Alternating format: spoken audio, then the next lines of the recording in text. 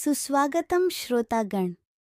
आपने चुना है हिंदी यूनिट को और ये है आपका खास प्रोग्राम कथाकृति। कथाकृति में आज शामिल हैं सच्चिदानंद हीरानंद वात्स्यायन अज्ञेय की लिखी कहानी सांप। अज्ञेय जी प्रयोगवाद के संस्थापक कवि है।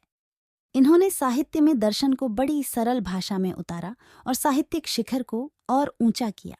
इस कहानी में आपने सांप जैसे भयानक प्राणी को भी अत्यंत सुंदर सा प्रतीत कराया और सांप के प्रति साहित्य ही नहीं वरन समाज का भी नजरिया बदला। इस कहानी में सांप किसका प्रतीक है, ये आप कमेंट में बताइए। मैं सुनाने चलती हूँ बिना समय गंवाए अज्ञेय जी की लिखी कहानी सांप। अच्छाई बुराई की बात मैं नहीं जानता, कम से कम इतनी नहीं जानता कि सबके और खासकर अपने बारे में यह फैसला कर सकूं कि हम अच्छे हैं कि बुरे। लेकिन उसके बिना जी न सकें, चल न सकें, चाह न सकें, ऐसा तो नहीं है। उसके लिए जानता हूं कि वह अच्छी है और यह भी जानता हूं कि इस बात को जाने रहना, पकड़े रहना जरूरी है कि वह अच्छी है।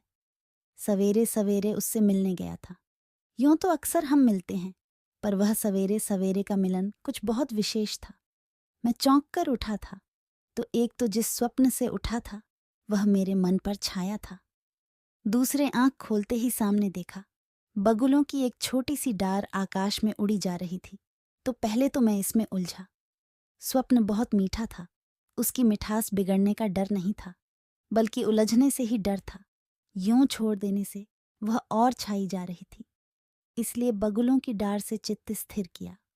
न जाने उससे क्यों एक हिलोर, एक ललक मन में उठी। उसे मैंने कविता में बांधना चाहा। कविता मुझे नहीं आती, छंद बांधने से तो कसीदा काटता कम दुष्कर मालूम होता है।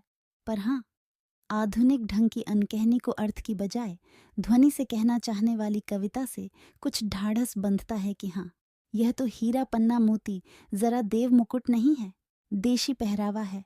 ये दुपल्ली शायद हम भी ओढ़ लें। तो मैंने कहना चाहा, भाले की अनी सी बनी बगुलों की डार, फूटकियां छिटपुट, गोल बांध डोलती, सिरहन उठती है और एक दाह में कोई तो पधारा नहीं मेरे सूने गेह में। तुम फिर आ गए क्वाड़ देह में। देह में गेह में तो बाकायदा तुक बन गई और अंत में क्वार की तुक जो दूर कहीं बगुलों की डार से मिल बैठी तो जैसे स्मृति में कविता छा गई और कुछ पूरेपन का भाव आ गया।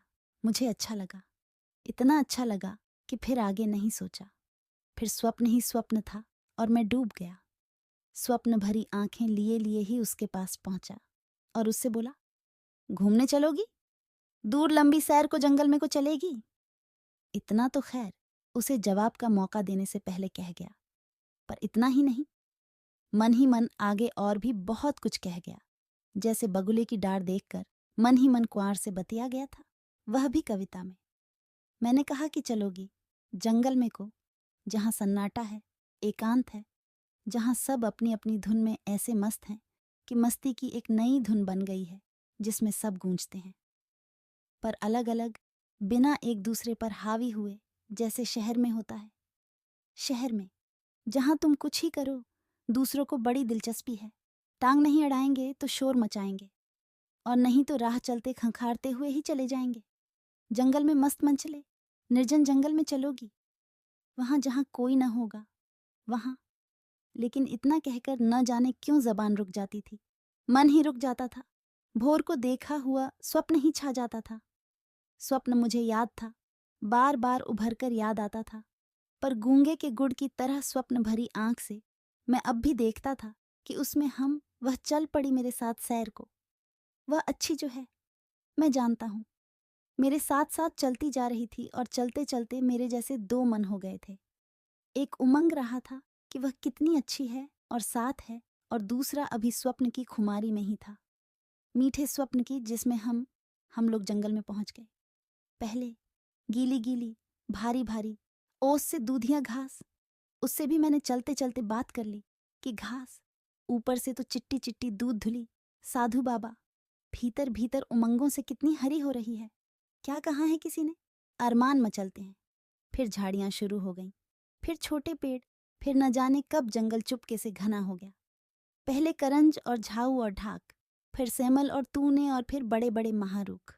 जमीन भी ऊंची नीची हो गई, कहीं टीला, कहीं पगडंडी तो कहीं पानी की लीक, जहां कुछ दिन पहले नाला बहता होगा, लेकिन टीला तो उसे कहें जो खुला हो, जिसकी टांट देखी जाए। यहाँ तो सब ऐसा ढका था। फिर बीहड़ में सहसा एक थोड़ी सी खुली जगह भी, जरा ऊंची मगर वैसे चिपटी जैसे एक चौकी सी पड़ी झाड़ियों में, उस पर एक पुराना देवी मंदिर। मैं इतनी उमगती उदार तरंग में था कि कह गया मंदिर, नहीं तो उस छोटी सी अधटूटी काही से काली देवली को बहुत कोई माई का थान कह देता। मंदिर, लेकिन मैंने देवी का मंदिर ही देखा, बीहड़ वन के बीच मंदिर। मैंने सोचा, यहाँ तांत्रिक साधक बैठकर देवी को साधते होंगे, और उनकी साधना के औघड़ रूप भी जल्दी से मेरी दृष्टि के सामने दौड़ गए।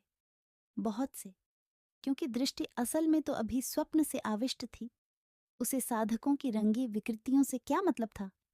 वह तो उसी स्वप्न को देख रही थी जिसमें हम यानी वह और मैं और मेरे साथ चली आ रही थी, बड़े भोलेपन से। उसकी आंखों में मेरी तरह दोहरी दीठ नहीं थी, वे खुली बावड़ियां थीं, स्वच्छ शीतल उड़ते बादल की परछाई दिखाने वाली। वह वैसी ही मुग्ध अपने में संपूर्ण मेरे साथ चली आ रही थी। मैं उसे देख लेता था, उसके साथ होने की बात सहसा मन में उभरती थी। फिर बीहड़ वन के अकेले हरे गीले धुंधलेपन की, फिर मेरी आंखें उसकी आंखों की कोर से एक ढुलकी हुई लट के साथ फिसलकर उसके ओंठों तक आती थी, और फिर मेरा मन ठिठक जाता था। फिर आगे नहीं सोचता था, फिर पीछे लौट जाता था, क्योंकि पीछे स्वप्न था, स्वप्न जो पूरा था, जिस स्वप्न में हम। तभी सामने पीछे कुछ तीखी सुरसुराहट हुई, हम ठिठक गए। सहसा वह बोली, वह देखे सामने सांप। मैंने भी देख लिया, घास के किनारे पर मंदिर के आसपास की बजरी पर रेंगता हुआ लल्लौहे भूरे रंग पर सांप था। वह गोल गोल आंखें करके बोली, कितना सुंदर है सांप। उसकी आंखें सचमुच बड़ी भोली थीं, डर उनमें बिल्कुल नहीं था, केवल एक भोला विस्मय, एक मुग्ध भाव कि अरे, ऐसी सुंदर चीज भी होती है, वह भी मिट्टी में पड़ी हुई, अनदेखी, उपेक्षित। मैंने भी देखा, सचमुच सांप सुंदर होता है। निर्माता की एक बड़ी सफलता है, बड़े कलाकार की प्रतिभा का एक करिश्मा। कहीं कोने नहीं, कहीं अनावश्यक रेखा नहीं, बाधा नहीं, भार नहीं, लहरीली निरायास लययुक्त गति, बिजली सी त्वरा युक्त। लेकिन बिजली की कौंध में भी कहीं नोकें होती हैं, और सांप की गति निरा प्रवाह है। सुंदर लचीला ललौहा भूरा रंग, झिलमिल चमकीली केंचुल, चित्तियां जो न मालूम केंचुल के ऊपर हैं कि भीतर, ऐसी कांच के भीतर झांकती सी जान पड़ती हैं। मैंने तो देख लिया, फिर मैं उसे देखने लगा और वह सांप को देखती रही। हम दोनों जैसे मंत्रमुग्ध थे, लेकिन एक ही मंत्र से नहीं। वह सांप को देखती थी, मैं उसे देखता था। वह सांप के लयमय प्रवाह पर विस्मय कर रही थी। मैं उसके चेहरे की मानो क्षण भर के लिए थम गई चंचल बिजलियों को देख रहा था और सोच रहा था, कोने एक दूसरे को काटते हैं, पर लहरीली गतिमान रेखाएं काटती नहीं, झट से कौंध कर मिल जाती हैं। बिजली की कौंध तो है ही लय होने के लिए। लहर को देखो और खो जाओ, डूब जाओ, लय हो जाओ। उसकी आंखें सांप पर टिककर मुग्ध थीं। मेरी आंखों में मेरे भोर में देखे हुए स्वप्न की खुमारी थी। स्वप्न में इसी तरह देखा था कि सांप आगे बढ़ गया, मंदिर की दीवार के साथ सट गया, ऐसा सटकर चिपक गया कि बस जैसे मंदिर की रेखा से अलग उसकी रेखा नहीं है, जैसे मंदिर की नींव से ही वह सटा हुआ उठा है और वैसा ही रहेगा।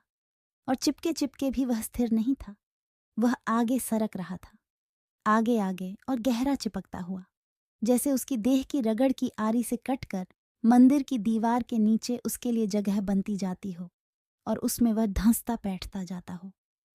बढ़ता हुआ वह हमारे सामने की दीवार के कोने तक बढ़कर दूसरी दीवार के साथ मुड़ चला, थोड़ा और बढ़ा, फिर रुक गया। आधा इस दीवार के साथ जो हमारे सामने थी, आधा साथ की जो हमारी ओट थी। उसका सिर ओट में हो गया, कमर दोनों दीवारों के जोड़ पर टिक गई। मैंने सहसा कहा, इस वक्त यह कैसा वेद्य है? अगर मैं मारना चाहूं तो निरीह मर जाए। हाँ, लेकिन क्यों मारना चाहो? इतना सुंदर। मैंने अपनी ही झोंक में कहा, अभी ढेला मारूं तो बस काटने को मुड़ भी ना सके। क्या जहरीला है? हो भी तो क्या? इस समय असहाय है, मौके की बात है, कुछ कर भी न सके, सारा रूप लिए ज्यों का त्यों पड़ा रह जाए, बिटुर बिटुर तकता। उसकी पहले ही मुग्ध गोल आंखें करुणा से और बड़ी बड़ी हो आईं। बोली, बेचारा कितना असहाय। कितनी करुणा थी उस स्वर में, कितना निरीह था वह स्वर भी, शायद सांप से अधिक निरीह।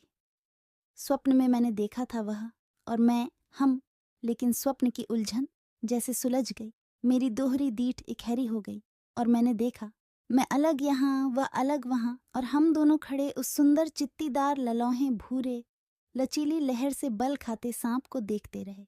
मैं भी वह भी, चाहे मैं सांप को जितना देख रहा था उससे अधिक उसी को देख रहा था। सांप तो मंदिर की भींत से सटा खड़ा था और वह मुझसे सटी खड़ी थी। फिर मैंने कहा, चलो आगे चलें। हम लोग चल पड़े, पर असल में आगे हम नहीं चले, हम लौट आए। वह बीहड़ में मंदिर वहीं खड़ा रह गया। तांत्रिक वहां कभी अपनी ओघड़ पूजा किया करते होंगे, किया करें।